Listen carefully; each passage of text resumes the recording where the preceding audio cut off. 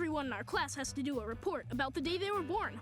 And tomorrow is my turn. Should be a cinch because Mom and Dad keep detailed baby books for all of us.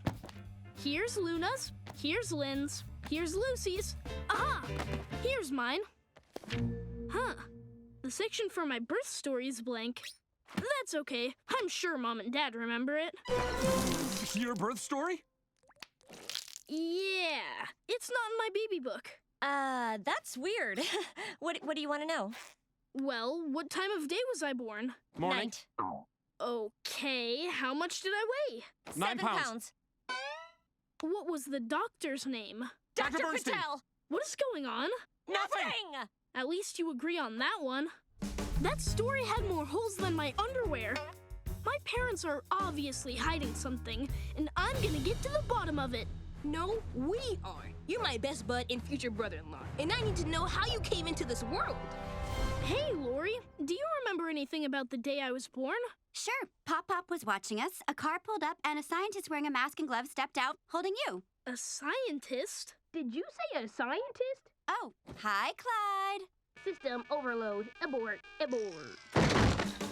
I hate to question my future bride, but that story makes no sense. Scientists don't deliver babies. Wait a minute. What if that scientist didn't deliver me? What if she created me? Like Larry the lab boy. Of course, and it would totally explain the white hair. Only one thing. Larry had superpowers, and I don't. Or do you? Field test! First up, super strength. Okay, Clyde, let's do this. Now that you're upright, let's try testing your super speed. On your mark, get set, run like the wind! I'm doing it! I'm doing it! Move it, Slowpoke! What just happened? I think you just proved that you're definitely not as fast as a boy made in a lab. Ah, let's go check with Lenny. I totes remember that day. We were at home waiting to meet you, and then you were carried in by an eagle. Well, off to the mall. An eagle? That's crazy! Maybe she said beagle. How is that better? Wait a minute.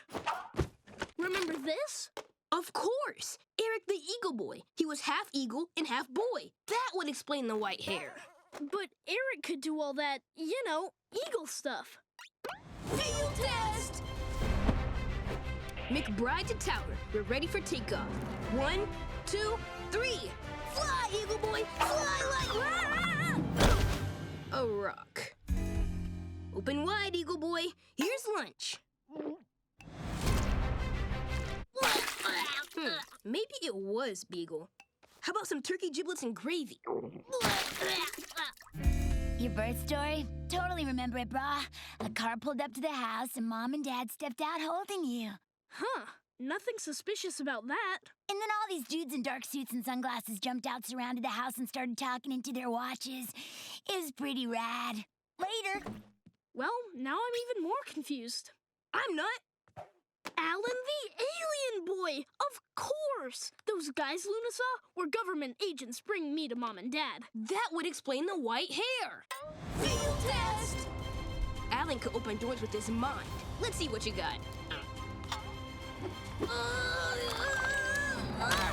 It worked! I'd give it a minute before going in there. Woo! Well, scratch that. The next test is the ability to regenerate lost limbs. Do you have a stick you could bite on? Clyde, I think it's pretty obvious I'm not an alien. Well, I was really little, but I do remember how excited we were to finally have a brother. We thought for sure you'd be a girl. Why would you think that? Mom and Dad already had your room decorated for one. At first, we thought they brought home the wrong baby.